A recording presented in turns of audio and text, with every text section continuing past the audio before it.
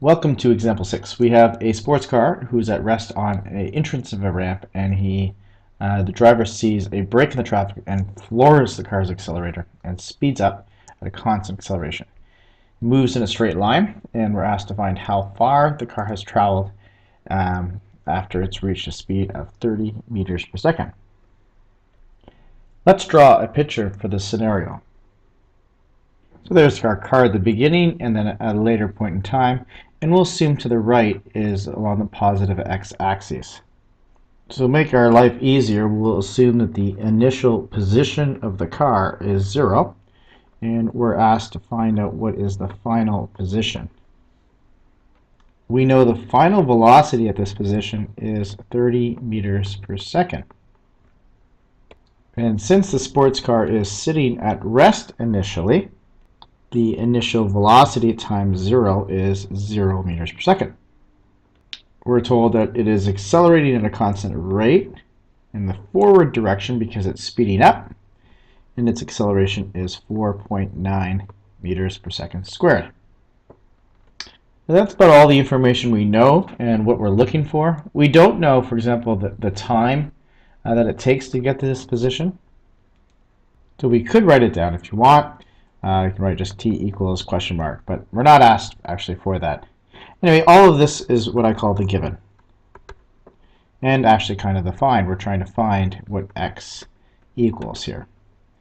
Okay, so let's proceed on to the solution. Look at your kinematics equations. And let's highlight what we already know. We know the initial velocity here, and here, and here, and here. That's 0. We know the initial position here, and also embedded in here as well. We know the acceleration.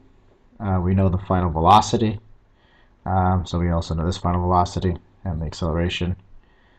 So hopefully you're starting to see what kind of equation. It looks like we cannot use equation 2 because we do not know the time. We could find the time, say, for an equation 1 and then use equation 2. So there's a lot of ways to solving this problem. If I was going to solve it in just a one-step process, I'd probably just use equation number 3. Let's go ahead and use that. The final speed squared equals the initial speed squared plus twice of the times the acceleration, and then the final position minus the initial position.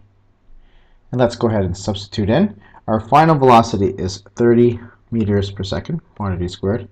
The initial velocity, that term goes to 0, so that's equal to 0 because this is 0, plus 2 times the acceleration, which is 4.9 meters per second squared. And then we have the initial position we've assumed to be 0, because we're just looking for the final position, really. And solving for x will give you an answer of 91.8 meters. And that's it for example 6. But you should try to solve it a different way. For example, get the time from the first equation, and then once you get the time, plug it into equation number 2 and get the displacement that way. All right, that's it.